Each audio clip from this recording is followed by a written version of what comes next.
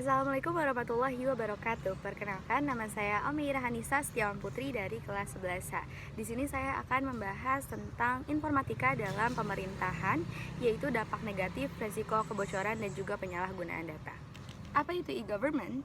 E-government, teman-teman bisa bayangkan yang biasanya dilakukan di kantor pemerintah seperti mengurus KTP, membayar pajak, dan juga mencari informasi bisa dilakukan melalui internet. Nah, inilah yang disebut dengan e-government atau pemerintah elektronik. Secara sederhana, e-government ini adalah penggunaan teknologi dan juga internet oleh pemerintah untuk melayani masyarakat, dunia bisnis, dan juga antar instansi pemerintahan itu sendiri. Tujuannya untuk membuat pelayanan itu menjadi lebih mudah, cepat, dan juga transparan. G2C atau pemerintah keluarga, contohnya adalah situs web yang menyediakan formulir permohonan KTP online. G2B atau pemerintahan ke bisnis, salah satu contohnya adalah sistem perizinan usaha yang bisa diakses dari mana saja. G2E atau pemerintahan ke pegawai, salah satu contohnya adalah sistem penggajian pegawai yang sudah terintegrasi secara digital. Kenapa e-government penting? Yang pertama, pelayanan jadi lebih cepat dan juga lebih terbuka, serta pelayanan akan lebih merata. Di balik kemudahannya e-government menyimpan resiko besar, terutama terikat data pribadi masyarakat. Yang pertama adalah kebocoran data. Kebocoran data terjadi ketika informasi rahasia jatuh ke tangan yang salah. Bayangkan jika data NIK, alamat, atau informasi kesehatan Anda tiba-tiba tersebar di internet.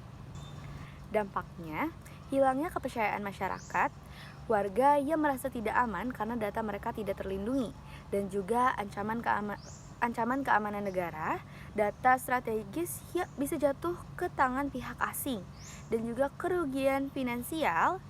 Data pribadi bisa digunakan untuk penipuan atau pencurian identitas. Solusi sederhananya yaitu pemerintah harus memasang kunci pengaman yang kuat pada sistemnya seperti enkripsi data yang membuat data tidak bisa dibaca jika dicuri. Selain itu, perlu ada aturan ketat bagi pegawai dan sistem audit rutin untuk memastikan tidak ada celah keamanan. Dan juga untuk masyarakat, kita perlu waspada dengan tidak membagikan data pribadi sembarangan di internet dan menggunakan kata sandi yang kuat. 2. Penyalahgunaan data. Penyalahgunaan data lebih halus dari kebocoran. Ini terjadi ketika data yang dikumpulkan untuk satu tujuan, misalnya data kependudukan digunakan untuk tujuan lain tanpa sepengetahuan Anda. Dampaknya adalah diskriminasi.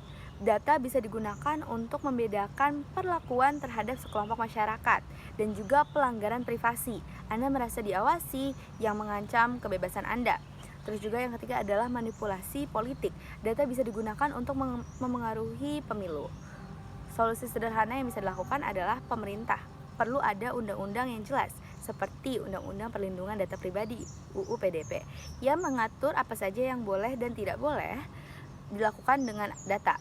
Aturan ini harus ditegakkan dengan tegas. Selain itu, pemerintahan harus transparan tentang bagaimana data digunakan.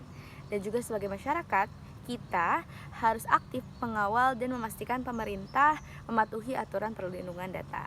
Singkatnya, informatika dalam pemerintahan bagai pisau bermata dua. Di satu sisi, ia membawa banyak kemudahan dan efisiensi. Di satu sisi lain, ia menuntut kita untuk sangat berhati-hati dalam melindungi data agar tidak disalahgunakan. Sekian dari saya. Wassalamualaikum warahmatullahi wabarakatuh.